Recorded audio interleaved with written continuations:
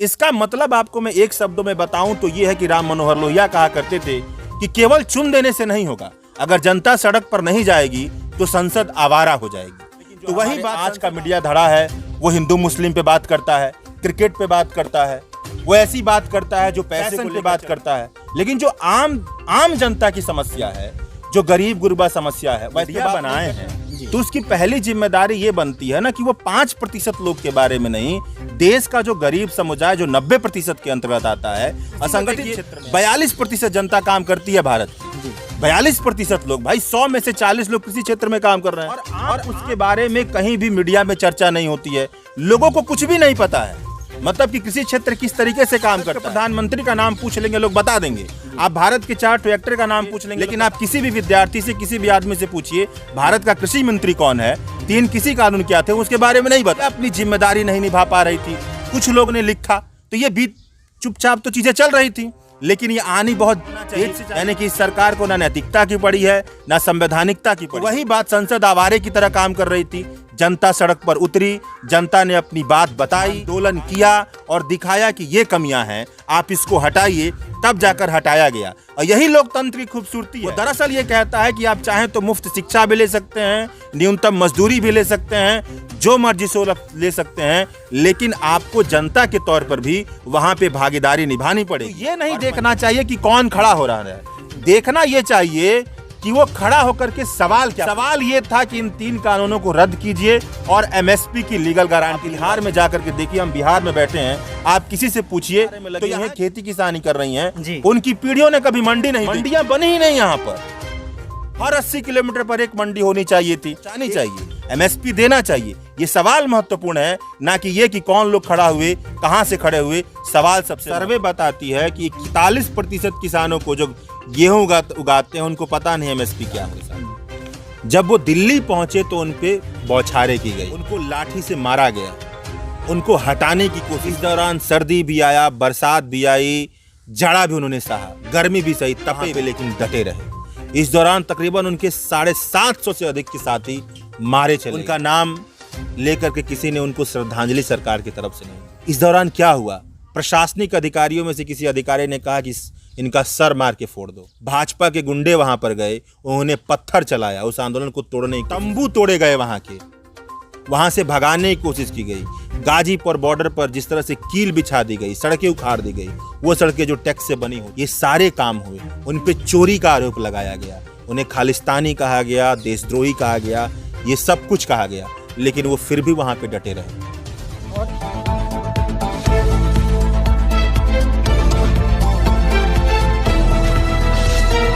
नमस्कार, मैं शशांक। सचेतक की इस खास बातचीत सीरीज में कृषि कानूनों की वापसी पर हम बातचीत करेंगे न्यूज़ क्लिक के पत्रकार अजय यादव। आईएमसी के पूर्व छात्र रह चुके हैं और वर्तमान में ये एक न्यूज़ क्लिक, जो कि एक प्रतिष्ठित मीडिया संस्थान है हमारे देश का, उसमें काम करते हैं। द चेतक न्यूज़ में आपका स्वागत है। अजय जी, इस देश के समाज को आगे बढ़ाने के लिए, एक बेहतर रास्ते पे लाने के लिए तमाम कानून बने आज़ादी से बाज तक, अभी तक और आज़ादी के पहले भी।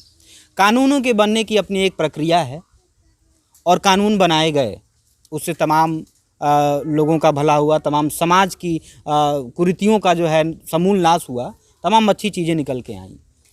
27 सितंबर 2020 को इस देश की संसद से एक कानून पारित हुआ और राष्ट्रपति के हस्ताक्षर से कानून बन के आया, जिसको हम कृषि बिल के नाम से जाना गया। 1.5 साल तक, उस कानून के बनने के बाद 1.5 साल तक तमाम किसान संगठन, तमाम अपने व्यक्तिगत पर्सनल कैपेसिटी में किसान और लोग सड़क पे रहे, तमाम उसका विरोध हुआ, यहाँ तक कि 700 लोग मारे गए। लेकिन सरकार अपने फैसले पे अडिग रही कि कानून इस देश के किसानों के लिए, भले के लिए है और हम इसको वापस नहीं लेंगे। लेकिन अचानक से प्रधानमंत्री एक दिन आते हैं और कहते हैं कि शायद हम अपने समाज को, अपने किसानों को इस कृषि कानून के बारे में समझा नहीं पाए, इसके फ़ायदे नहीं गिना पाए, और जो आंदोलन कर रहे हैं लोग, वो लोग अब अपने वापस घर चले जाएं और हम लोग जो है कानून को वापस लेते हैं। ये पिछले 1.5 सालों में ये क्या हुआ अजय जी? पहले तो अवसर देने के लिए शुक्रिया आप सभी का, द चेतक की टीम का।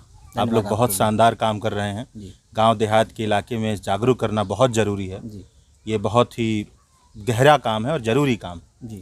देखिए, लोकतांत्रिक जो व्यवस्था होती है उस व्यवस्था का मूल ही यही है कि वहाँ पर जो जनता के प्रतिनिधि जब संसद में जाते हैं तो वो कोई भी काम राजा नहीं है। ये प्रजा मतलब क्या कहते हैं कि राजतंत्र नहीं है कि एक व्यक्ति चुन लिया गया वो सब कुछ डिसीजन करेगा, ऐसा कुछ नहीं होता है। जो 500 से अधिक लोग संसद में पहुंचते हैं और राज्यसभा में जो लोग होते हैं, इनकी प्रमुख जिम्मेदारी कानून बनाने की होती है। यानी कि वो जनता के भाव को पढ़ेंगे, उनकी परेशानियों को समझेंगे, उस समाज में बदलाव कैसे करना है उसको लेकर के वो कानून बनाने के राह पर चलेंगे, जिसको एक उसकी लंबी प्रक्रिया होती है, संवैधानिक प्रक्रिया है, लेकिन जरूरी प्रक्रिया है, जो ये बताती है कि आप चर्चा के माध्यम से, मतलब आप ये नहीं कि गांव में आए और खड़े होकर आपने बोल दिया कि ये वाली सड़क उधर से जाएगी, ये वाली सड़क इधर से नहीं। संसद का मतलब ये होता है कि जो प्रतिनिधि चुन के जा रहे हैं उनसे बात करके आप ये तय करेंगे कि क्या काम होगा, कि कौन सी सड़क किधर जाएगी, कौन सी सड़क, कौन सा कानून, कौन सा नियम बनेगा। और ये जरूरी भी है, तब लोगों का उसमें विश्वास होता है, लोगों के लिए काम हो पाता है। ये आधारभूत बात है, ये वैचारिक बात है, ये कहा जाए तो संसदीय व्यवस्था की दार्शनिक बात है। इसीलिए कहा जाता है कि आप अपने नेता को भला चुन के भेजिए, तभी वो आपके लिए काम कर पाएगा, नहीं तो वो कुछ भी कर सकता है। लेकिन दिक्कत यह हुआ है कि 1990 के बाद से या बाद की राजनीति के बाद से हमारे देश में पैसे का प्रचलन इतना अधिक बढ़ गया है कि जो लोग जाते हैं संसद में वो एक तरह से अगर आप देखें तो जन कल्याण के बजाय या तो स्टेटस के लिए जाते हैं या पैसा कमाने के लिए जाते हैं। इसकी वजह से क्या हुआ है, जिस तरह की सरकारें गई हैं या जिस तरह की सरकारें बनी हैं, उनका ज़्यादातर मोल जोल जो होता है वो आम जनता के बजाय जो बड़ी बड़ी कॉरपोरेट कंपनियां होती हैं, जहां से एक क्या कहते हैं कि एक पन्ने पे एक सिग्नेचर एक कानून के लिए बना देने की वजह से उस तरह के जो काम निकल आते हैं, तो वैसे वो नियम कानून बनाते हैं। तो इसी आधार पर क्या हुआ कि जो आप कृषि बिल की बात कर रहे हैं, जो कृषि कानून बन चुका था बाद में जाकर के, तो उसमें क्या हुआ कि जब ये होना ये चाहिए था कि जो हमारे देश की मीडिया है, यानी कि जो बड़े बड़े मीडिया प्रतिष्ठान हैं, जो देश के हर घर में फैले हुए हैं, जहाँ पे लोग आम जनता जिनसे बात सुनती है, वहाँ पर खेती किसानी पर बात होनी चाहिए थी, लोग उसको समझते। लेकिन जो हमारे आज का मीडिया धड़ा है वो हिंदू मुस्लिम पे बात करता है, क्रिकेट पे बात करता है, वो ऐसी बात करता है जो पैसे को लेकर चलती है, फैशन पे बात करता है। लेकिन जो आम जनता की समस्या है, जो गरीब गुरबा समस्या है, वह इस पे बात नहीं करता है। तो ये जब अध्यादेश के तौर पर जून में ये जब चीजें आई, तब भी वहां पे चर्चा नहीं हुई, बहुत हल्की फुल्की चर्चा हुई।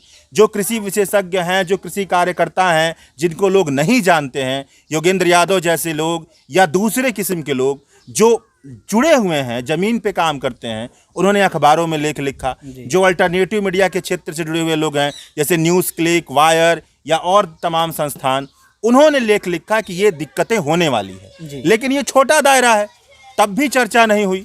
एक तरह से उस कानून के लिए वो एक सुझाव होता, एक मतलब सुझाव होता नहीं। आप बात ये कहेंगे ना कि आप देखिए, अगर आप मीडिया बनाए हैं तो उसकी पहली जिम्मेदारी ये बनती है ना कि वो 5% लोग के बारे में नहीं, देश का जो गरीब समुदाय जो 90% के अंतर्गत आता है, असंगठित क्षेत्र में आता है। कृषि में देखिए 42% जनता काम करती है भारत की, 42% लोग, भाई 100 में से 40 लोग कृषि क्षेत्र में काम कर रहे हैं, और आप उसके बारे में कहीं भी मीडिया में चर्चा नहीं होती है। लोगों को कुछ भी नहीं पता है, मतलब कि कृषि क्षेत्र किस तरीके से काम करता है। आप भारत के प्रधानमंत्री का नाम पूछ लेंगे, लोग बता देंगे। आप भारत के 4 ट्रैक्टर का नाम पूछ लेंगे, लोग बता देंगे। लेकिन आप किसी भी विद्यार्थी से, किसी भी आदमी से पूछिए भारत का कृषि मंत्री कौन है, 3 कृषि कानून क्या थे, उसके बारे में नहीं बता पाएंगे, क्योंकि ये मीडिया की जिम्मेदारी थी ना उसको जानकारी देना।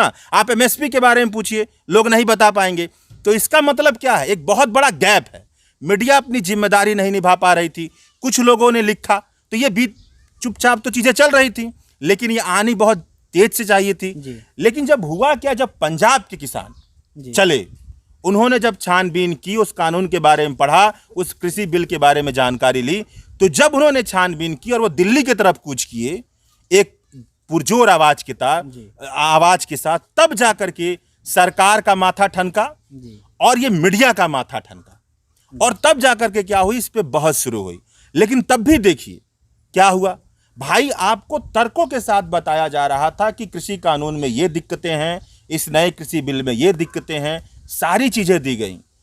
प्रधानमंत्री या प्रधानमंत्री के जो भी नुमाइंदगी आते थे, हम चर्चा करेंगे, हम कृषि का, उन्होंने कहा, किसान संगठन ने कहा कि हम इसमें चर्चा चाहते, मतलब हम बात करने जा रहे हैं आपसे, हम अपनी बात बता रहे हैं, तर्क रख रहे हैं, कह रहे हैं कि ये गलत है, आप इस किसी को हटाइए, लेकिन वो फिर भी नहीं सुन रहे थे। जी तो देखिए एक बात को, अगर देश का प्रधानमंत्री है या देश की कोई सरकार है, तो एक बहुत बड़ी जनता अगर पंजाब या हरियाणा से निकल कर चली है, तो सबसे पहले तो उतनी बड़ी जनता को अगर कोई देख रहा है, उसी कानून से वो प्रभावित हो रही है, तो उस सरकार की नैतिक जिम्मेदारी बनती है कि उस कानून को ना लाए। ठीक, लेकिन वो तब भी ला रही है, यानी कि प्रधानमंत्री नैतिक तौर पे क्या है, जिम्मेदार नहीं है, अनैतिकता भरा पड़ी है। उसके बाद से आप दूसरी तौर पे देखिए, जिस तरीके से वो कानून लाया गया, आप उस समय की खबरों को उठाकर पढ़िए, तो संविधान की धज्जियां उड़ा करके, राज्य सूची का विषय कृषि होता है, उस पर राज्यों को चर्चा करनी चाहिए थी। राज्यसभा में जिस तरह से हुआ हंगामा, एक ध्वनि मत से पारित कर दिया गया, कोई चर्चा नहीं हुई और इतना बड़ा कानून ला दिया गया। तो ये सब लोग लिख रहे थे, सब लोग बता रहे थे कि यह संवैधानिक है, ये होना चाहिए, यानी कि इस सरकार को ना नैतिकता की पड़ी है ना संवैधानिकता की पड़ी है। मान लेते हैं दोनों भी नहीं पड़ी है, ये कहा जाता है कि लोकतंत्र में कोई भी ऐसा व्यक्ति जो पढ़ा लिखा ना भी है वो भी चला जाएगा। कहा जाता है कम से कम वो तो ये तो देखेगा ना कि सामने वाला गरीब है, उसको दुख हो रहा है, उसको ठंडे जाड़ा में है, वो बॉर्डर पे बैठा हुआ है, इतनी तकलीफ में अपनी बात बता रहा है, पुलिस उस पर डंडा चला रही है। तो मानवीय दृष्टिकोण से भी सरकार ने नहीं सोचा कि ये बेचारे किसान जो मतलब जिनकी आमदनी इतनी कम होती है, इतने देर से बैठे हुए हैं, ये कुछ भी नहीं कर पा रहे हैं, ये बैठे हुए हैं, इनकी मांग में जायज़ है, सब लोग इसका बता रहे हैं, तर्क रख कर कि ये किसान बिल किस तरह से गलत है। ये तीनों नहीं हुआ। लेकिन जब सरकार ने देखा कि दरअसल चुनाव उन पे आने वाला है, उत्तर प्रदेश और पंजाब का चुनाव, और वहां पे उनको दिक्कत आने वाली है, तब जाकर के 1.5 साल के बाद नरेंद्र मोदी सरकार ने इसको वापस लिया। और उस भाषण को आप सुनेंगे, उस स्पीच को जो आप सुनेंगे, जिस तरह से उन्होंने भाषण लिया, उसमें भी वे स्वीकार करने के लिए तैयार नहीं है कि वो शर्मिंदा हैं इस बात से कि इतने ज़्यादा किसान मरे, इतने ज़्यादा थे, वो ये बात कह रहे हैं कि वो अपनी बात नहीं पहुंचा पाए। इसका मतलब क्या है? इसका मतलब आपको मैं एक शब्दों में बताऊं तो ये है कि राम मनोहर लोहिया कहा करते थे कि केवल चुन देने से नहीं होगा, अगर जनता सड़क पर नहीं जाएगी तो संसद आवारा हो जाएगी। तो वही बात, संसद आवारे की तरह काम कर रही थी। जनता सड़क पर उतरी, जनता ने अपनी बात बताई, आंदोलन किया और दिखाया कि ये कमियां हैं, आप इसको हटाइए, तब जाकर हटाया गया। और यही लोकतंत्र की खूबसूरती है। वो दरअसल ये कहता है कि आप चाहें तो मुफ्त शिक्षा भी ले सकते हैं, न्यूनतम मजदूरी भी ले सकते हैं, जो मर्जी सो ले सकते हैं, लेकिन आपको जनता के तौर पर भी वहाँ पे भागीदारी निभानी पड़ेगी। और पंजाब के किसानों ने यही किया, तब जाकर के ये कृषि कानून खत्म हुआ। ये भारत में आज़ादी के बाद से कह लीजिए तो एक बहुत बड़ा उदाहरण है जहाँ पर यह कहा जा सकता है कि जनता की जीत हुई। लोहिया कहा करते थे कि जैसा आपने बताया भी कि अगर सड़क पे आप नहीं उतरेंगे तो संसद आवारा हो जाएगी। लोहिया की बात यहाँ चरितार्थ होती है। लेकिन एक बात मैं आपसे पूछना चाहूँगा, जानना चाहूँगा, हमारे साथ यहाँ भी तमाम लोग बैठे हुए हैं, गांव के इस ग्रामीण लोग बैठे हुए हैं। एक बड़ा गैप है अजय, गैप ये है कि हरियाणा और पंजाब के किसान तो सड़क पे उतर जाते हैं, जिसको कि मीडिया ने भी दिखाया। मीडिया ने इस चीज़ का भरपूर भुनाया कि हरियाणा पंजाब के किसानों को ही दिक्कत क्यों है। किसान तो यूपी बिहार में भी हैं, किसान तो हमारे यहाँ सामने भी बैठे हुए हैं, आखिर इनको वो दिक्कतें क्यों नहीं हुई? इसको ऐसे भी कहा जा सकता है कि ये जानकारी थी कि उस बिल से इनके जीवन पे क्या प्रभाव पड़ रहा है, इनकी कृषि पे क्या प्रभाव पड़ेगा, क्या ये इनको जानकारी थी? क्या सरकार इनको समझा पाई, या उस बिल के जो विरोध में लोग थे क्या वो इनको समझा पाए या नहीं समझा पाए? मीडिया ने सिर्फ दिक्कतें हरियाणा और पंजाब के आम किसानों को ही क्यों हैं, मैं आपसे जानना चाहूँगा अजय जी। बिल्कुल आपने सही सवाल पूछा। देखिए होता क्या है ना, कोई भी जो आंदोलन होता है या कोई भी अगर विचार की प्रक्रिया होती है जी, तो वही समाज आगे बढ़ता है, बताता है, जो समाज उसको सहन कर रहा है जी, और दूसरा उस सहन करने में भी वो समाज जो पढ़ा लिखा तबका होता है, जी, ठीक है, वो उसको बताता है, जिसके पास थोड़ा पैसा होता है वो बताता है। जी, तो ये सारी बात मीडिया ये भी कह रहे थे कि बड़े किसान हैं, पंजाब हरियाणा के किसान हैं, ये सारी बात ठीक है। लेकिन सबसे महत्वपूर्ण चीज ये होती है कि वही मीडिया जी जो ये बातें बता रही है वो ये बताए कि दरअसल वो लोग सवाल क्या पूछ रहे हैं। जी वो पंजाब के किसान और हरियाणा के किसान जो बॉर्डर पर दिल्ली के थे, क्या उनके सवाल ऐसे थे, क्या उनकी मांगे ऐसी थी जो जनविरोधी थी? ये एक बड़ा सवाल आप उठा रहे हैं। मैं एक बड़ा सवाल है, अपने आप में एक बड़ा सवाल है कि मीडिया ने ये क्यों नहीं बताया कि मांग क्या थी। मांग क्या थी आप सोचिए कि वो ये कहते हैं कि बड़े किसान गए या पंजाब हरियाणा किसान गए। आप अगर आजादी का आंदोलन उठा करके देख लेंगे, कोई भी संघर्ष देखेंगे, तो उसका जो अभिजात्य वर्ग होता है, क्योंकि उसके पास है ना भाई पढ़ने लिखने की, जिसके पास क्षमता होगी, जो पढ़ा लिखा है, उससे यही कहा जाता है ना कि अगर आपने समाज ने आपको कुछ दिया है तो आप उस समाज के लिए खड़े होइए। तो वही तबका खड़ा हुआ। तो ये नहीं देखना चाहिए कि कौन खड़ा हो रहा है, देखना ये चाहिए कि वो खड़ा होकर के सवाल क्या पूछ रहा है। सवाल ये था कि इन 3 कानूनों को रद्द कीजिए और एमएसपी की लीगल गारंटी दिलवाइए। और ये दोनों चीजें क्या थी? ये दोनों चीजें ऐसी थी कि इससे केवल पंजाब हरियाणा के नहीं, भारत के 42% किसान को या वो सभी किसान को जो किसानी करते सबको फायदा होता। अब आप पूछ रहे हैं तो ये इसका मतलब क्या कि ये पूरे जन समुदाय से जुड़ा हुआ मुद्दा था और सवाल भी जरूरी था। अब आप पूछ रहे हैं कि बिहार में क्यों नहीं हो पाया। आप इस बात को समझिए कि जिस चीज़ के लिए पंजाब में लड़ाई लड़ी जा रही थी, एपीएमसी की मंडियों के लिए, आप बिहार में जाकर के देखिए, हम बिहार में बैठे हैं, आप किसी से पूछिए तो यहाँ के जिन्होंने मतलब जिनकी पीढ़ियां क्या कहते हैं कि कृषि कार्य में लगी हुई हैं, खेती किसानी कर रही हैं, उनकी पीढ़ियों ने कभी मंडी नहीं देखी है। मंडियां बनी ही नहीं। यहाँ पर गवर्नमेंट की रिपोर्ट कहती है कि भारत सरकार भारत में 42,000 मंडियां होनी चाहिए भारत के भूगोल में, लेकिन गवर्नमेंट ने अभी तक मात्र 6,000 मंडियां बनाई हैं। 1960 तक 4,000 मंडियां बन गई थी, उसके बाद से लेकर के केवल 2,000 मंडियां बनी हैं। हर 80 किलोमीटर पर एक मंडी होनी चाहिए थी। एपीएमसी का जो कानून है, वही तो मैंने आपको कहा कि राज्य का अधिकार होता है कि वो कानून बनाए या ना बनाए। बिहार सरकार ने 2006 में खत्म कर दिया।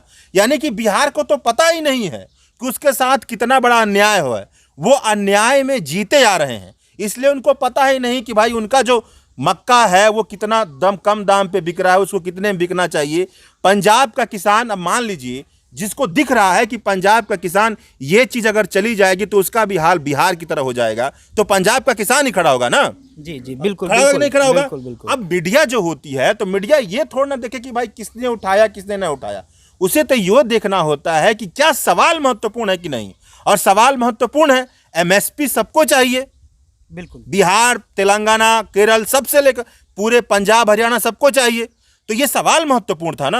और अगर कोई पूछ रहा है कि बिहार का किसान खड़ा क्यों नहीं हुआ, तो उससे ये पूछना चाहिए कि एपीएमसी तो खत्म हो गया था 2006 में। यहाँ पे तो मंडियां लोग देख ही नहीं पाते हैं, कोई गन्ना अपना जाकर कहीं भी बेच देता है। तो इसका मतलब क्या था कि जो लोग पहले से शोषण में हैं वो लोग खड़े नहीं होने, तो मीडिया पूछ रही है। और पंजाब के किसान बार बार ये कह रहे थे कि अगर ये कानून नहीं हटाया गया तो उनका भी हाल बिहारियों की तरह हो जाएगा। हाँ, तो आप सोचिए इसमें क्या कहा जा सकता है। मीडिया की जो जागरूक करने की भूमिका थी, उसने जागरूकता नहीं फैलाई, बल्कि उलट के ऐसा सवाल पूछा जो सवाल जन कल्याण से जुड़ा हुआ नहीं था। उसे सीधे कहना चाहिए था कि बिहार में ऐसी हालत है, मंडियां हैं नहीं, तो आप बिहार से क्यों उम्मीद कर रहे हैं। बिहार के लोगों को तो मंडियां पहुंचानी चाहिए, एमएसपी देना चाहिए। ये सवाल महत्वपूर्ण है, ना कि ये कि कौन लोग खड़ा हुए, कहां से खड़े हुए। सवाल सबसे महत्वपूर्ण है। जी बिल्कुल अजय, आपने ठीक कहा। सरकारी मंडियों की जो व्यवस्था है, या उसको हम आसान भाषा में कहें कि किसान तमाम चीज़ों से प्रभावित होता है। जो खेती के काम में लोग लगे हुए हैं, आप लोग बैठे हुए हैं, आप लोगों को जानकारी भी होगी कि आप लोग तमाम चीज़ों से प्रभावित होते हैं। जैसे कभी पाला पड़ गया, फसल ठीक नहीं हुई, कभी टिड्डियों का हमला हो गया, कभी कीड़े जो है पत्ते चाट गए, गन्ने का फसल नहीं हुआ। उस अवस्था में, उस समय पे क्या आपके पास आपके सरकारी कोई सहायता है या नहीं है। मंडियों की व्यवस्था भी एक इसी प्रक्रिया का हिस्सा है कि सरकार आपकी फसलों का नुकसान की स्थिति में भी एक वाजिब दाम दे, क्योंकि प्राकृतिक आपदाएं बता के नहीं आती हैं। तो उससे निपटने की जिम्मेदारी सिर्फ और सिर्फ उसकी नहीं है जिस पे वो आपदा आई है, एक पूरे जनसमूह की, एक पूरे सरकारी सिस्टम की ये जिम्मेदारी होती है। 27 सितंबर को 3 कृषि कानून बनाए गए। 3 कृषि कानूनों में पहला कानून अजय जी हम आपसे समझना चाहते हैं। देखिए, अगर आप तकनीकी तौर पर देखेंगे उन कानूनों को लेकर के, तो उसका बहुत अजीब सा नाम है, the market produce committee facilitation क्या क्या। सिंपल शब्दों में ये समझिए कि वो मंडियों को लेकर के कानून था जी। मंडियां जो पंजाब और हरियाणा की थी उन पे सबसे अधिक आंच आ रहा था। मैंने अभी आपको बताया कि मंडियों का जो विकास है पंजाब हरियाणा में ज़्यादा अच्छी तरीके से हुआ है। तो ये कानून इस तरीके के था कि वो उन मंडियों के अस्तित्व को ही खत्म कर रहा था जी। कानून में ये कहा गया कि कोई भी कहीं भी जा करके अपना सामान, अपना फसल बेचेगा। सरकार ये कह रही थी कि भाई कोई भी कहीं भी जब बेच सकता है, उसको मंडी में नहीं जाना है, तो अच्छी बात है, इससे तो कंपटीशन बढ़ेगा और सबको अच्छा मिलेगा। लेकिन पंजाब के किसान कह रहे थे, वो बार बार ये कह रहे थे कि मंडी सिस्टम की वजह से ही एमएसपी की दर पर उनका फसल बिक पाता है। मंडी में क्या होता है कि एक रजिस्टर्ड व्यापारी होता है जो एपीएमसी एक्ट के तहत उसका रजिस्ट्रेशन होता है। वो जब खरीदता है तो जो सरकार मूल्य निर्धारित करती है उसके तहत जो उसको खरीदना होता है, और उस व्यापारी को 6% मंडी में टैक्स देना होता है। वजह इसकी होती है कि जो वो टैक्स देगा तभी वहाँ पे जो लोग काम कर रहे हैं, मतलब गोदाम को रख रखाव का काम करना, गोदाम को बनाना, ये सारी चीज़ें, वहाँ पे लेबर कौन होगा, कौन लादेगा, कौन कहाँ रखेगा, ये सारे काम हो पाएंगे। तो एक मंडी का सिस्टम बना था और सरकार इस सिस्टम को तोड़ के कह रही थी कानून के जरिए कि 6% आपको टैक्स नहीं देना है, आप कहीं भी बेच सकते हैं। अगर किसी को 6% टैक्स नहीं देना है, ये तो मंडी में क्यों बेचेगा, बाहर बेचेगा। और सरकार ने कह दिया कि आप कहीं भी बेच सकते हैं तो वह बाहर बेचेगा। लेकिन जब एपीएमसी रजिस्टर्ड मंडियों के तहत कोई व्यापारी होता है तो उसको एमएसपी पे वो सामान, जो वो फसल है, वो एमएसपी पे ही खरीद सकता है। और ये प्रावधान सरकार हटा रही थी कि भाई वो कहीं भी जाए, खरीदे, बेचे, ले। कह रही थी बिचौलिया खत्म हो जाएंगे। और पंजाब के किसान कह रहे थे कि भाई हम जब मंडी में बेचते हैं तभी जाकर के हमको एमएसपी पे मिलता है, तो आप इस सिस्टम को खत्म क्यों कर रहे हैं। इससे तो होगा क्या कि हमारी स्थिति क्या हो जाएगी, बिहार की तरह। वो प्रमाण दे रहे थे कि देश में 18 राज्य ऐसे हैं जहां पर मंडियां नहीं हैं और वहां पर एमएसपी के दर पे खरीदारी नहीं होती है। तो आप ये कीजिए, आप लीगल गारंटी दीजिए एमएसपी का। सरकार वो भी नहीं दे रही थी। सरकार, पंजाब के किसान और देश भर के किसान कह रहे थे चलिए हमको सुधार चाहिए, लेकिन आप लीगल गारंटी तो दीजिए। आप ऐसी कैसी व्यवस्था बना देंगे। आप देखिए बिहार में कहाँ कोई जाकर के मंडी में बेचता है, लेकिन जिससे बेचता है वो सरकारी दर से 1000 रुपया कम तक का मूल्य देता है। सरकारी दर मक्के का 1850 रुपये प्रति क्विंटल है, और लेकिन इन्हीं लोगों से आप पूछिए तो वो 1000 रुपये प्रति क्विंटल पे बिका जाता है। तो यही बता रहे थे कि भाई आपने जो सिस्टम बनाया है, वो बार बार ये कह रहे थे किसान संगठन के लोग कि हमारे ऊपर एक टूटी फूटी छत है पंजाब के किसानों के पास मंडी के तौर पे, आपको सुधार करना चाहिए। आप इस टूटी फूटी छत को भी तोड़ रहे हैं, तो हम कैसे कहें कि आप सुधार कर रहे हैं। और आप कह रहे हैं कि इससे कंपटीशन बढ़ेगा, सब कुछ होगा। तो ये बिहार में क्यों नहीं हुआ, ये दूसरे राज्यों में क्यों नहीं हुआ जहां पर मंडियां नहीं हैं। ये बार बार उनका तर्क था। ये इतना बड़ा तर्क था कि जो भी सुप्रीम कोर्ट के जो भी निर्धारित लोग थे, जिनको मतलब बैठाया गया था इन चीज़ों पर जांच करने के लिए, या कोई भी जो भाजपा सरकार का समर्थक है या विशेषज्ञ बनकर आता है, इन सारे तर्कों का उसके पास कोई काट नहीं था। हाँ, वो साफ साफ प्रमाणित कर रहे थे कि ये देखिए ये हमारी स्थिति है। और भारत जैसे देश में होता क्या है, कानून बनाने वाले जो सरकार के विशेषज्ञ होते हैं, जैसे कि होता क्या है ना कि अगर हम अब घर में बैठे रहे ख्याली नुमा बनाएं कि हम एक ऐसा समाज बनाएंगे जहाँ पर सब लोग बराबर होंगे, ये कर देंगे, वहाँ पे दुकान, वहाँ पे स्कूल, यहाँ पे वो कर देंगे, इस तरह से नहीं होता है। ये जो विशेषज्ञ बनाते हैं टेक्नोक्रेट, इस तरह का कानून ऐसे और विशेषज्ञ ऐसे बनाते हैं, ऐसे समाज नहीं चलता है। समाज में जब आप कोई कानून बनाते हैं, कुछ चीज़ लागू करते हैं, तो होता क्या है कि वो समाज उलट कर उस कानून की प्रतिक्रिया देता है। हाँ, तो उस कानून का उलट कर समाज प्रतिक्रिया दे रहा था। और ये सारे 18 राज्य ये बता रहे थे अगर एपीएमसी की मंडियां खत्म हो जाएंगी तो स्थिति ये होगी। इन 18 राज्यों की जो स्थिति है कृषि के मामले में, वो स्थिति बाकी राज्यों की भी हो जाएगी, बर्फ खस्ताहाल हो जाएगी। सरकार का ये पक्ष था, ये तर्क था कि हम एमएसपी को खत्म नहीं होने देंगे। हाँ। लेकिन सरकार लीगल गारंटी देने के लिए भी तैयार नहीं थी। हाँ। तो अगर लीगल गारंटी सरकार दे नहीं रही है, सरकार ने व्यवस्था ये की कि आप अदर स्टेट में भी जाके अपनी मंडियों को अपने सामानों को बेच सकते हैं। हाँ। आप ऑनलाइन भी बेच सकते हैं।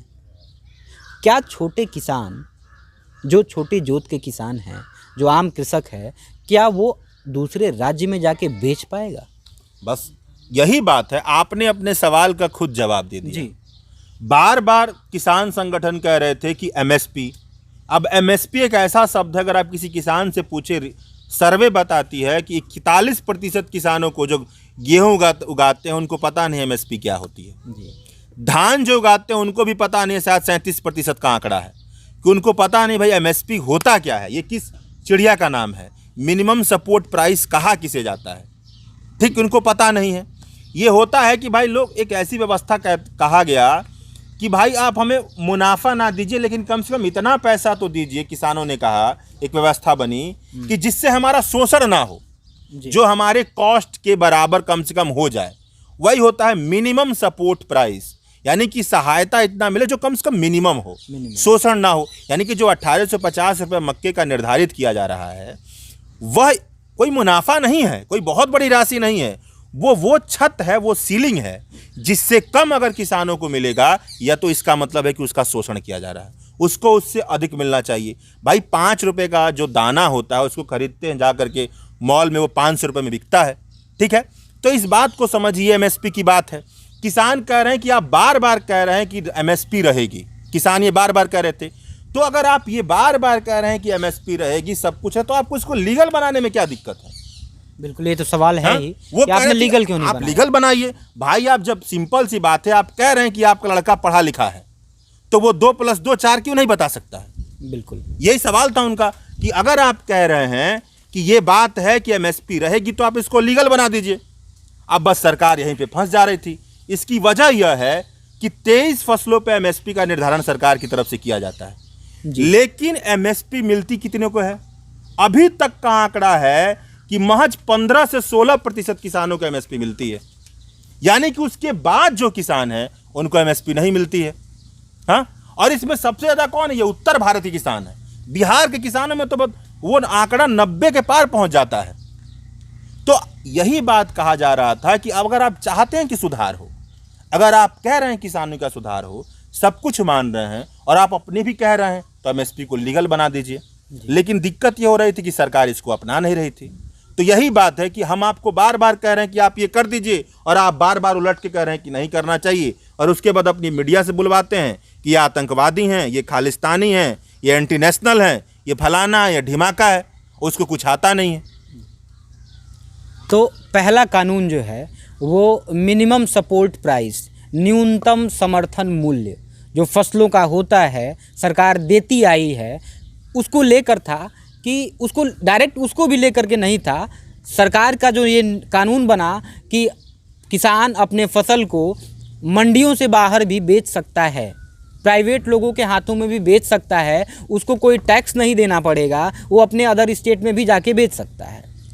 बात यहाँ से ये उठी कि अगर किसान बाहर भी जाके बेच सकता है और सरकार कह रही है कि इससे कंपटीशन बढ़ेगा, तमाम प्राइवेट लोग इसमें आएंगे और दाम ज़्यादा मिलेगा। एक टोक दूं जी। होता क्या है, रिपोर्ट जब ये सारे कानून चल रहे थे तो रिपोर्ट निकली जी, कुछ बिहार की रिपोर्ट ने रिपोर्ट की कि यहाँ का जो फसल है वो बाई ट्रक पंजाब जाता है। वजह इसकी है कि पंजाब में मंडियों में उसको अच्छा दाम मिल जाता है। बताइए, तो वो सामान जा कहाँ पे रहा भाई? वो स्टेट का सपोर्ट जहां पर है वहां जा रहा है ना, जहाँ स्टेट का सपोर्ट है वहां जा रहा है। जिसके पास ज्यादा जमीन है, ज्यादा पैदावार कर रहा है, ट्रक की व्यवस्था कर लेता है, ट्रैक्टर की व्यवस्था कर लेता है, ऐसे किसान कम हैं, या कोई कंसल्टेंट बना के काम कर रहा है, वो कहाँ पर भेज रहा है? वो भेज वहां पे रहा है जहां पर स्टेट का सपोर्ट मौजूद है। ये बताता क्या है? ये चीज बता रहा है कि आप उस सपोर्ट को भी खत्म कर रहे हैं। तो उस सपोर्ट को एक तरह से ये खत्म किया जा रहा था, एक तरह से ऐसी व्यवस्था दी जा रही थी कि वो अपने आप खत्म हो जाता कुछ दिनों के बाद। तो किसान सिर्फ इस पे ये चाहते थे कि आप हमको उस सपोर्ट के ख़त्म न होने की एक लीगल गारंटी दे दीजिए। आप कह तो रहे हैं कि वो ख़त्म नहीं होगा, लेकिन हमको एक लीगल गारंटी दीजिए। सरकार इस पे तैयार नहीं थी। सरकार तैयार नहीं थी ये नहीं कहा जाएगा, सरकार इस पे बात करने को तैयार नहीं थी। तैयार होती सरकार, नहीं होती वो बात का विषय था। पहली प्राथमिकता ये थी कि बात की जाती। खैर ये तो पहले दूसरे कानून पे हम आते हैं। कृषि कानून का जो दूसरा कानून था वो क्या कह रहा था? देखिए, जो दूसरा कानून था वो कॉन्ट्रैक्ट खेती की बात कर रहा था जी। अब ये तीनों जो कानून थे ना, ये तीनों कानून थे अलग अलग, लेकिन ये सब एक दूसरे तीसरे में पिरोए हुए थे। बिल्कुल पिरोए इसलिए थे कि इनका अंतिम जो फायदा पहुंचाना था, इसका मतलब इसके आप कोई भी कहा जाता है कि अगर आप किसी चीज को समझना चाहते हैं तो ये मत देखिए कि सामने दिखाया क्या जा रहा है, आप ये देखिए कि उस सामने के पीछे का विचार क्या है। जी। तो इन तीनों कानूनों के जो पीछे का विचार था, वो पीछे का विचार क्या था? अब ये तीनों कानून के पीछे का विचार ये था कि ये जो भाई कृषि क्षेत्र है, ये हमसे संभाला नहीं जा रहा है, ये स्टेट को बहुत पैसा खर्च करना पड़ता है। अब इस कृषि क्षेत्र को ऐसा कानून कर दिया जाए कि ये पूरी तरह से स्वतंत्र हो जाए, यहाँ पे कॉरपोरेट का राज चले, कंपनियां आएँ, वो अपना पैसा लगाएं, अपने लोगों से काम करवाएं, मजदूरी दें, ये सब उन पे लाद दिया जाए। दो बातें आ जाए यहाँ। एक आप ये कह रहे हैं, एक पक्ष ये है कि सरकार को ऐसा लगा कि हमसे संभाला नहीं जा रहा है, हम प्राइवेट प्लेयर्स को लेके आ रहे हैं, कानून ऐसा कह रहा है। दूसरा पक्ष ये भी उसका है। अब मैं गलत बोल गया, मैं संभाला नहीं बोलना चाहिए। आप ये समझिए, इसका सबसे अच्छा उदाहरण ये होगा कि भाई जो लोग चुन के आ रहे हैं उन पे पैसा लगाने वाले वही बड़ी बड़ी कंपनियां हैं। तो जब वो चुन के आ रही हैं तो वो पैसा लगाने वाली कंपनियां कुछ तो चाहेंगी ना भाई, उनको मुनाफा मिले। अब हुआ क्या है कि भारत में क्या हुआ है कि आईटी सेक्टर अच्छा खासा देता है, पेट्रोलियम सेक्टर में अच्छा खासा मिल जाता है, लेकिन लोगों की जो कमाई है, भारत में 50,000 रुपये से अधिक कमाने वाले केवल 1% लोग हैं। तो लोगों की कमाई क्या है? कम है भाई। आप अर्थव्यवस्था ऐसी चलती है कि लोगों के पास पैसा होगा तब तो वो खरीदेंगे ना जी। लेकिन कमाई ही लोग के पास कम है। तो हुआ क्या है कि जो बिजनेस चलाने वाले हैं, उन बिजनेस चलाने वालों के पास क्या है कि उनके पास वो तरीका नहीं मिल रहा है कि वो क्या बनाएं कि बिके मार्केट में जी। और जो फसल फूड है, जो अनाज है, वो दुनिया का मार्केट है। भाई आप कपड़ा पहनना बंद कर सकते हैं, ये जूता पहनना बंद कर सकते हैं, हम लोग अब ये बात करना बंद कर सकते हैं, खाना खाने थोड़ा ना बंद करेंगे, नहीं बंद कर तो सकते। ये जो बाजार है बहुत बड़ा बाजार है, और ये इतना बड़ा बाजार है कि अगर एक बार इसमें आप हाथ लगा दिए और अपना बना लिए अपना, तो वो बहुत मुनाफा देगा। तो इस क्षेत्र में आने की कोशिश की जा रही थी। इसीलिए क्या हुआ, पिछले 60 साल से, मतलब 90 के बाद से इसमें कोशिश की जा रही थी, लेकिन नरेंद्र मोदी सरकार आने के बाद जो कहा जाता है राइट विंग के लिए कि ये जो सरकारें होती हैं वो सांप्रदायिकता पे चलती हैं और पैसे पर चलती हैं, तो ये काम उन्होंने किया, लेकिन वो पंजाब के किसान अड़े आ गए। और कॉन्ट्रैक्ट खेती का जो मुद्दा है वो सिंपल यही था। कॉन्ट्रैक्ट खेती में होता क्या है कि कॉन्ट्रैक्ट का आप समझते होंगे 1872 कॉन्ट्रैक्ट एक्ट है, जिसमें कहा जाता है कि एक कागज बनेगा और उस कागज में लिखा जाएगा कि ये खेती हम आपको दे रहे हैं और इस खेती का आप हमें ये फसल देंगे, इस गुणवत्ता का होगा, इस कीमत का होगा, अगर कोई विवाद होगा तो यहाँ पर जाकर के हम सुलटाएंगे। उस कॉन्ट्रैक्ट में वो सारी बातें लिखी होती हैं। प्री एग्रीमेंट का प्राइस होता है, pre agreement price, agreement which is valid, इसको कहा जाता है कि जो वैलिड एग्रीमेंट होता है वो कॉन्ट्रैक्ट बन जाता है। तो वो दोनों पक्ष उस पर सहमत होते हैं, किसान भी सहमत होगा, वो फूड प्रोसेसर कंपनियां या बड़ी बड़ी कंपनियां या प्राइवेट इन्वेस्टर सब उस पर सहमत होंगे, उस पर लिखा जाता है। वो एक लिखा जाएगा कि ये बात है, वो 5 साल के लिए इस कानून में कहा गया था, ये सारी चीज़ें होंगी। लेकिन इस कानून को अब ये समझिए कैसे होता है। अब ये कॉन्ट्रैक्ट खेती ऐसी कोई चीज़ नहीं है हमारे देहात में, चाहे कहीं भी जो चीज़ें बटाईदार हो गया या लीज पर हो गया, ये कॉन्ट्रैक्ट ही है जी। भाई मान लीजिए कि हम यहाँ पर रहते हैं और एक बार हमसे खेती नहीं संभाली जाएगी, हम चले जाएंगे किसी को दे देंगे और कहेंगे आप इतना मुझे पैसा दे दीजिए, एक तरह का कॉन्ट्रैक्ट है। तो ये कॉन्ट्रैक्ट होता आ रहा था, लेकिन बड़ी बड़ी कंपनियों को अब तक इजाज़त नहीं था कि वो बड़ी बड़ी होल्डिंग खरीद के ऐसा कर पाएंगे जी। ये अब तक इजाज़त नहीं था कानूनन भारत में, लेकिन इस कानून से ये हो रहा था। दूसरी बात, कॉन्ट्रैक्ट खेती का जो इतिहास कहता है, पंजाब में किया गया, पेप्सिको नाम की कंपनी ने एक लगाया वहाँ पर आलू की चिप्स के लिए जी। तो वो ये पता चला कि ये बड़ी बड़ी कंपनियां जो होती हैं वो बड़ा बड़ा प्लॉट चाहती हैं, क्योंकि जब बड़ी चीज़ होती है, जैसे इसको समझिए कि जब आप 5 रोटी बनाएंगे तो 5 रोटी का मूल्य का कीमत 5 होगा, लेकिन आप 100 रुपये बना देंगे तो 5 घट के 2 हो जाएगा। इसको स्केल ऑफ इकोनॉमी कहा जाता है। तो बड़ी बड़ी कंपनियां कह रही हैं कि छोटे छोटे जमीन पर खेती करेंगे तो हमें घाटा होगा, हमें बड़ा जमीन चाहिए। यानी और बड़ा जमीन का क्या है कि भारत में 86% ऐसे किसान हैं जिनके पास 2 हेक्टेयर से कम जमीन है। 86% 86% ऐसे किसान हैं जो 2%, 2 हेक्टेयर से कम की जमीन पर जीते हैं, बाकी जो 10% हैं उनके पास बड़ी बड़ी होल्डिंग है। यानी कि कॉन्ट्रैक्ट खेती में क्या हुआ, सीधे 86% लोग बाहर हो गए, बचे वो। लेकिन अब ऐसा अगर मार्केट होगा तो घाटा तो होगा ही। तो होगा क्या, तो उन्होंने कंपनियों ने जो निकाला, प्रोफेसर सुखपाल हैं, पंजाब यूनिवर्सिटी के मैनेजमेंट के बहुत बड़े कृषि शोध करते हैं, बहुत अच्छा खासा करते हैं, उनका एक नाम है। वो कहते हैं कि पंजाब के किसानों में क्या हुआ, जब वहाँ पर उन्होंने इन्वेस्ट किया और उनको लगा कि छोटे छोटे किसानों को भी लेना चाहिए, तो छोटे छोटे किसानों का जमीन उन्हें लीज पर ले लिया। ठीक, अब लीज पे ले लिया, और लीज पे लेने के बाद क्या हुआ कि वो लीज पे किराया देते थे और वो टूटता था, क्या कहते हैं, अनुबंध टूटता था। मैंने अनुबंध में जैसे मान लीजिए कि आपने कहा कि ये आलू इतने साइज का होगा, इस तरीके का होगा, तो हम आपको इतना पैसा देंगे। लेकिन आलू थोड़ा ना जानता भाई किस साइज का होना है। आलू की जैसे पोटैटोज की ग्रेडिंग होती है, वो ग्रेडिंग वो जिस मर्जी का उस तरीके से हो जाएगा, तो वो उस हिसाब से हो स्थितियाँ चल रही थी। तो होता क्या कि आप कहीं भी देखेंगे, जब एक बड़ा आदमी होता है और एक छोटा आदमी होता है, सोच के देखिए, सब डिविजनल मजिस्ट्रेट या डीएम या सिविल कोर्ट भी ले लीजिए, जो हमारा भारत का व्यवस्था है, उसमें वो किसान की थोड़ी ना सुनेगा। जब मामला जाएगा वहाँ पे, तो वो बड़ी बड़ी कंपनियों की सुनेगा ना भाई। कौन आईएएस पीसीएस अधिकारी आकर के आपसे बतियाता है किसान से, लेकिन एक बार टाटा जी फोन कर देंगे तो उनके पास चला जाएगा जी। तो ये कहा जा रहा था कि तो असंतुलनकारी व्यवस्था है, इसमें किसानों का शोषण होगा। और प्रोफेसर सुखपाल सिंह ने अपने रिपोर्ट में बताया कि बहुत सारे छोटे किसानों को अपनी जमीन खोनी पड़ी, उनको गंवाना पड़ा। तो ये जो बता रहा था कॉन्ट्रैक्ट खेती से, एक सीधा इशारा था कि एक लंबी दूरी की सोच की गई है कि आज से 10-20 साल बाद ये पूरा जो खेती है ये कॉरपोरेट के हाथ में चला जाए जी। ये इस विचार से किया गया था। और इस पर ये पंजाब हरियाणा किसान तो उस पर लड़ रहे थे, लेकिन ये इसीलिए कहा जा रहा था कि ये गुलाम बनाने के लिए कानून आए हैं किसानों को, या किसानी से बेदखली कर देने के लिए आए हैं। क्योंकि पेप्सिको को लेके एक कटु अनुभव भी रहा है, पेप्सिको को लेकर और भी सारी कंपनियां हैं जो ऐसा ऐसा अपना बनाती हैं कि भाई आप ये करेंगे तब हम आपका खेत लेंगे, फिर दिक्कतें होती हैं, फिर सब सारी चीज़ें चलती हैं, उसमें किसानों का शोषण होता है। तो बात ये हुआ, आप इस बात को समझिए कि इसमें सबसे बड़ी बात यही थी कि लोग कह रहे थे, विशेषज्ञ कह रहे थे कि ये किसानों के लिए बहुत बड़ा सुधार है। भाई वो कह रहे थे कि तुम मतलब किसान जब 5,000 रुपये नहीं कमा पाता है महीने में, तो उसको खेती छोड़ देना चाहिए। वो अप्रत्यक्ष रूप से ये बात कह रहे थे। जो बड़े बड़े कॉरपोरेट हैं वो खेती करें, ठीक है, लेकिन बड़े बड़े कॉरपोरेट का अनुभव ये रहा है अभी तक के काम करने का। अब आप डाटा उठा करके आप देख लें, जो अंबानी, अडानी या बड़े बड़े कॉरपोरेट हैं, उन्होंने अपना लाभ बांटा ही नहीं है। 1% लोगों के पास, भारत के अमीर लोगों के पास, भारत की 70% से अधिक की संपदा है, आय है जी। जो मिडिल क्लास है उसका आय घट रहा है, जो ऊपर के लोग हैं उसका आय बढ़ रहा है। यानी क्या कर रहा है, आप संसाधन को चंद लोग के मुट्ठी में इकट्ठा कर रहे हैं, सेंट्रलाइज कहा जाता है कि भाई देश विकास कर रहा है, हमारे लिए और आपके लिए थोड़ा ना कर रहा है, जो वे 1% अमीर लोग हैं उनके लिए कर रहा है। तो ये कहा गया कि भारत जैसे गरीब देश में, जहां पर खेती को आप केवल खेती मत समझिए, अनाज उत्पादन का साधन मत समझिए, वो खेती में क्या है भाई, उनका रहन है, उनका शादी है, व्यवहार है, उनकी संस्कृति है, वो सब कुछ उससे करते हैं। मतलब वो कहीं नहीं जाते हैं, उनको खाने को मिल जाए उससे वो जुगाड़ कर लेते हैं। तो एक पूरी जीवन शैली उससे जुड़ी हुई है। 2 पशु रख लेंगे, दूध देगी तो वो कमा करके अपना घर चला लेते हैं।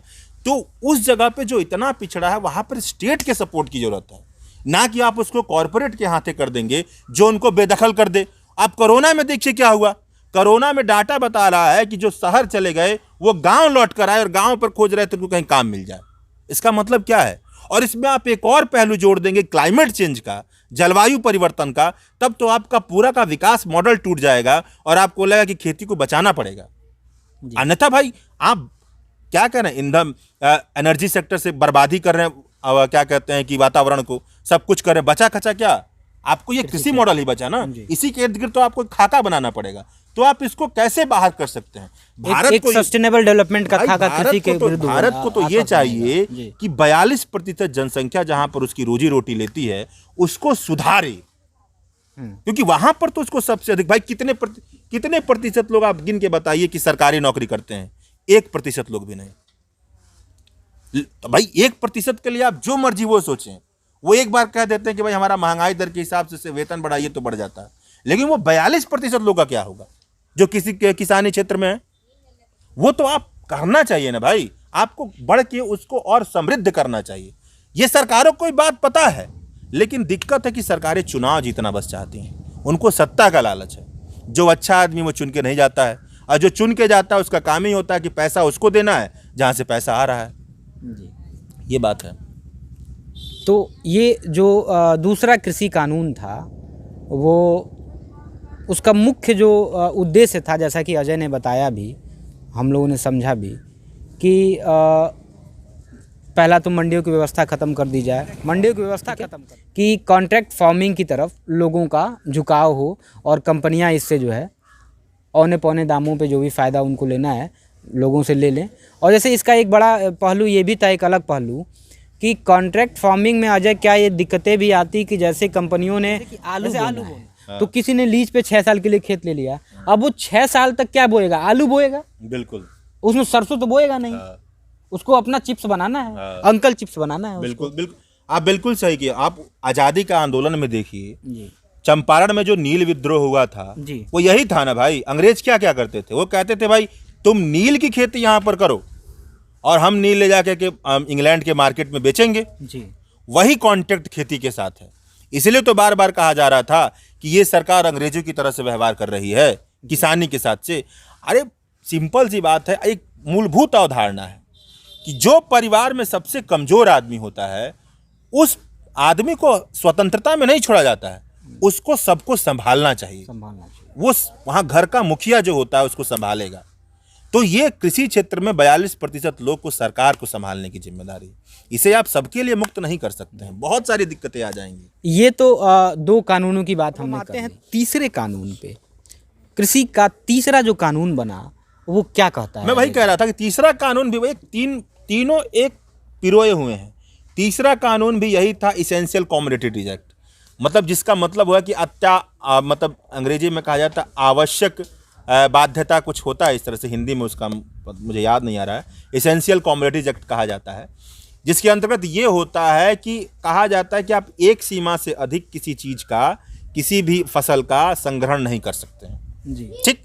तो अब बात क्या होगी इसमें, किसान संगठनों ने बताया कि जब बड़ी बड़ी कंपनियां आएंगी, बड़े बड़े कोल्ड स्टोरेज खोलेंगी या बड़े बड़े जब गोदाम डालेंगी, तो वो स्टोरेज तो करेंगी ना भाई, हाँ जी, तभी तो वो बड़ा हो पाएगा। बड़े बड़ा प्लांट लगाएंगी, स्टोरेज करेंगी, और उसमें ये कानून बाधा के तौर पर आ रहा था।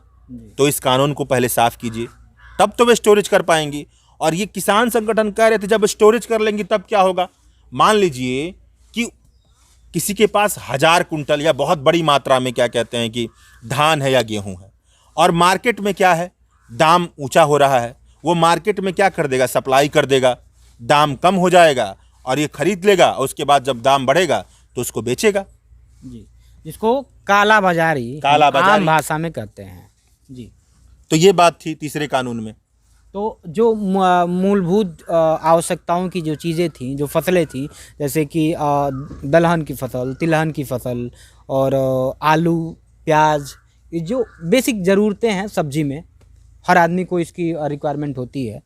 तो कानून ऐसा था कि आप इनकी होल्डिंग नहीं कर सकते हैं, आप इनकी कालाबाजारी नहीं कर सकते हैं। आप ऐसा नहीं कर सकते हैं कि जब डिमांड बहुत ज़्यादा हुई तो हमने बचा के पहले का रख लिया था और उसको जो है डिमांड ज़्यादा होने पे हमने ऊंचे दामों पे बेचा। आप ऐसा नहीं कर सकते थे, लेकिन कानून ये बनाया गया कि अब जो है ऐसा होगा, ऐसा किया जा सकता है, उसके लिए कोई सज़ा का प्रावधान नहीं होगा। ये इसेंशियल कमोडिटीज़ एक्ट जो लाया गया उसमें ये किया गया था, उसका अमेंडमेंट था। हाँ बिल्कुल सही कह रहे हैं। ठीक।